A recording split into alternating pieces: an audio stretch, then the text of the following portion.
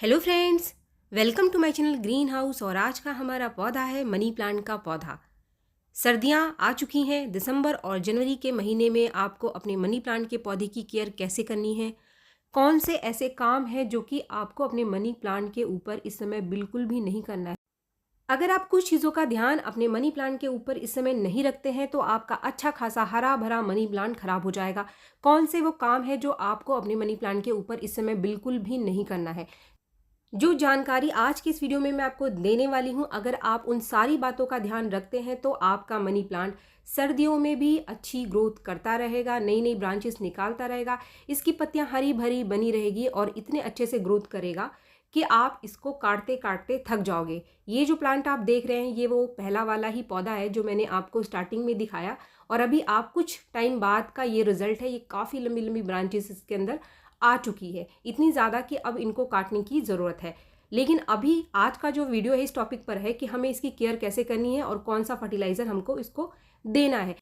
आज के इस वीडियो में मैं आपके साथ कई तरीके के फर्टिलाइज़र शेयर करने वाली हूं, और इनमें से कोई भी फर्टिलाइज़र आप अपने मनी प्लांट के पौधे को देकर सर्दियों में भी इससे अच्छी ग्रोथ ले सकते हैं। काफ़ी अच्छी ग्रोथ करेगा आपका मनी प्लांट का पौधा। तो वो फर्टिलाइज़र क्या है, उसको कैसे देना है, ये पूरी जानकारी आज की इस वीडियो में आपको मिलने वाली।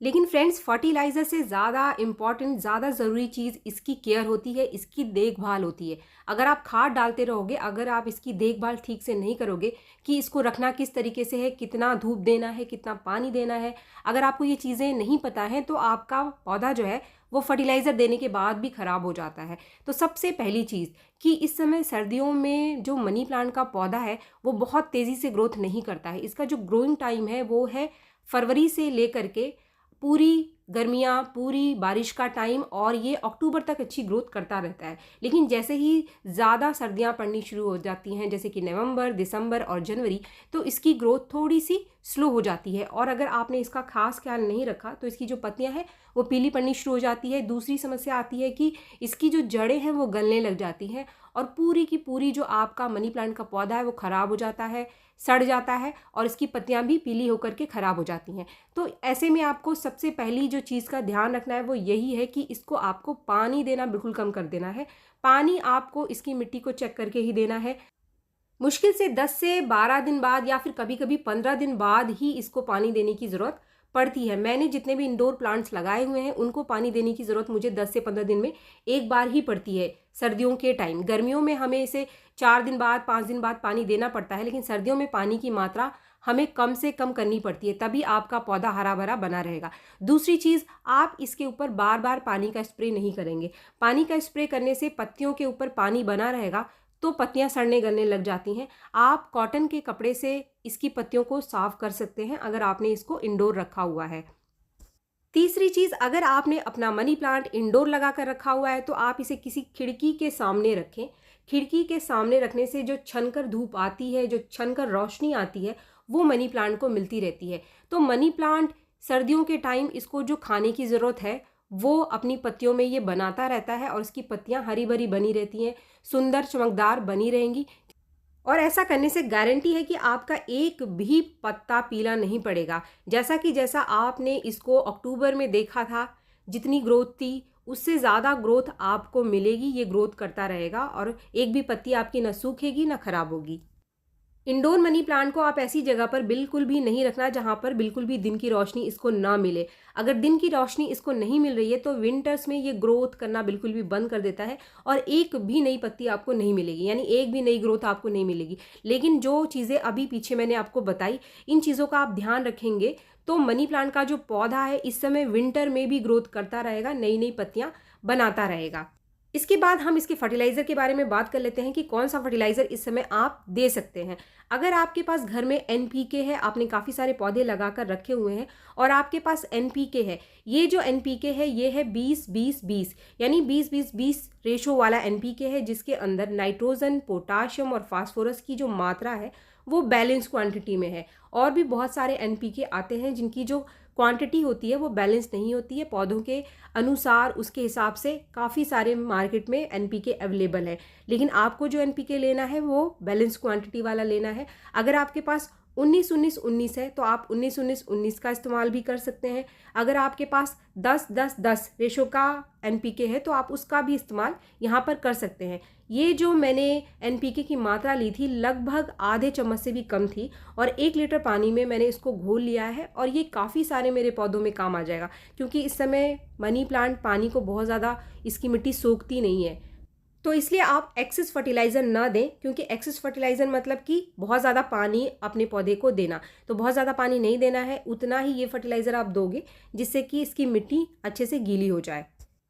फ्रेंड्स, इसको जो देने की मात्रा है जो मैंने आपको बताई, इसके साथ ही अगर आप 15 दिन में एक बार इसको दे देंगे तो सर्दियों में ये बहुत अच्छी ग्रोथ आपके मनी प्लांट पे देता रहेगा और आपका पौधा हरा भरा रहेगा। एनपीके किसी भी पौधे का बेसिक फर्टिलाइज़र है। हमारे पौधे को 3 चीज़ें मुख्य रूप से चाहिए होती है, वो होता है नाइट्रोजन, पोटाशियम और फास्फोरस। और किसी भी पौधे को ये तीनों चीज़ें मिलती रहें तो पौधा आपका ग्रोथ करता रहता है, चाहे कंडीशन कितना ही हार्श क्यों ना हो, कठोर क्यों ना हो। ये जो मैंने एनपीके आपको दिखाया 20-20-20, आपके पास जितने भी इंडोर प्लांट्स हैं, जो पत्ते वाले इंडोर प्लांट्स जैसे कि स्नेक प्लांट या फिर आपने और भी बहुत सारे जो प्लांट्स लगा कर रखे हुए हैं, सब में आप इसको दे सकते हैं। सबके ऊपर इसका रिजल्ट काफ़ी बढ़िया है। तो अगर आपके पास नहीं है और आपके पास काफ़ी सारे इंडोर प्लांट्स हैं, आप इस फर्टिलाइज़र को लेना चाहते हैं तो आप इसको खरीद सकते हैं। इसको खरीदने के लिए आपको मार्केट में घूमने की ज़रूरत नहीं है। ये आजकल ऑनलाइन फ्लिपकार्ट या फिर अमेज़ॉन से कोई भी एनपीके आप बहुत ही आसानी से परचेज़ कर सकते हैं। इसके बाद हम आ जाते हैं होममेड फर्टिलाइज़र के ऊपर। काफ़ी सारे लोग केमिकल फर्टिलाइज़र का इस्तेमाल करना पसंद नहीं करते हैं, तो आज की इस वीडियो में एक ऐसा होममेड फर्टिलाइज़र मैं आपके साथ शेयर कर रही हूँ जो आए दिन यानी 10 दिन पे, 4 दिन पे, हफ्ते में एक बार हमारे घर में ज़रूर निकलता है। ये है दाल का पानी। आप कोई भी दाल खाने के लिए इस्तेमाल करते हो, उसको धोते हो, तो जो उसको धोने के बाद पानी बचता है, पहला दूसरा पानी, आप उसको फेंको ना, या फिर आप दाल को भिगो करके रख देते हैं, तो जो उसका पानी है उसको आपको बिल्कुल भी नहीं फेंकना है, क्योंकि ये जो पानी है ना, इसके अंदर नाइट्रोजन की बहुत अच्छी मात्रा पाई जाती है। कोई भी दाल, किसी भी दाल का यहाँ पर आप इस्तेमाल कर सकते हैं, जो भी आप खाने के लिए ले रहे हैं उसका पानी आपको फेंकना नहीं है। दाल के पानी में नाइट्रोजन के अलावा काफ़ी सारे मिनरल्स जैसे कि आयरन और मैग्नीशियम भी पाया जाता है। सिर्फ आप इसके पानी को डालकर भी अपने मनी प्लांट की ग्रोथ को बढ़ा सकते हैं, उसको हरा भरा बना करके रख सकते हैं। फ्रेंड्स, दाल के पानी के अलावा जब आप चावल भिगो कर रखते हैं तो चावल के पानी को भी आपको बिल्कुल भी नहीं फेंकना है। आपके घर जितने भी इंडोर प्लांट्स हैं, आप सबके अंदर वो चावल का पानी हफ्ते में 10 दिन में एक बार आपको दे देना है। इससे ज़्यादा नहीं देना है आपको। ऐसा नहीं कि ये सारा पानी, चावल का पानी, दाल का पानी आपके घर रोज़ निकल रहा है तो एक ही पौधे में आप हर दिन रोज़ रोज़ इसको डालते रहो। ऐसी गलती आपको नहीं करनी है। ये जो पानी आप दोगे, चाहे वो दाल का पानी है या फिर चावल का पानी है, इसको आप कम से कम 10 दिन बाद ही रिपीट करोगे। ये जो दाल थी इसको मैंने मुश्किल से 15 मिनट ही भिगो करके रखा था और उसका पानी बिल्कुल बदल गया है, इसका कलर बिल्कुल चेंज हो गया है।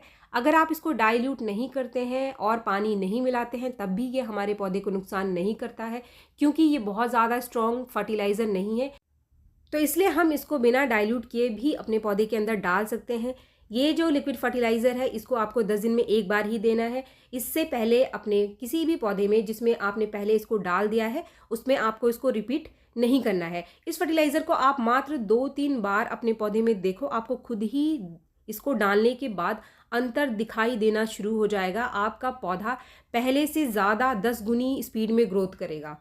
किसी भी पौधे को नाइट्रोजन देने के लिए ये बेस्ट लिक्विड फर्टिलाइज़र है, होममेड लिक्विड फर्टिलाइज़र, जो कि आसानी से हमारे घर के अंदर ही हमको मिल जाता है। एक आखिरी टिप, अगर आप मनी प्लांट का नया पौधा खरीदने के बारे में सोच रहे हैं तो ये जो टाइम है सर्दियों का 2 महीने, ये बिल्कुल भी अच्छा टाइम नहीं है। इस समय अगर आप नर्सरी से पौधा लोगे तो पौधे की जो कंडीशन है वो अच्छी बिल्कुल भी नहीं होती है। सही टाइम इसके पौधे को लेने का है, आप मार्च में इसको खरीद सकते हैं। मार्च में नर्सरी में काफ़ी फ्रेश प्लांट आपको मिल जाएंगे। दूसरी चीज़, अगर आपने अपने पौधे को छोटे पॉट में लगा कर रखा है तो आप इसको रिपोर्ट ना करो। रिपोर्ट भी अब इसको आप मार्च के महीने में करना, वही सही टाइम है इसकी रिपोर्टिंग का। अगर आप घर में इसकी कटिंग लगाने के लिए सोच रहे हैं, इसकी कटिंग को ग्रो करना है आपको, तो ये भी बिल्कुल सही टाइम नहीं है। इसकी कटिंग को ग्रो करने का जो सबसे बढ़िया टाइम होता है वो है गर्मी का टाइम या फिर बारिश का टाइम। लेकिन अगर आप अपने पौधे की लंबी ब्रांचेस को इस समय काटोगे तो उसकी कटिंग को आप फेंकने से अच्छा है ग्रो कर देना।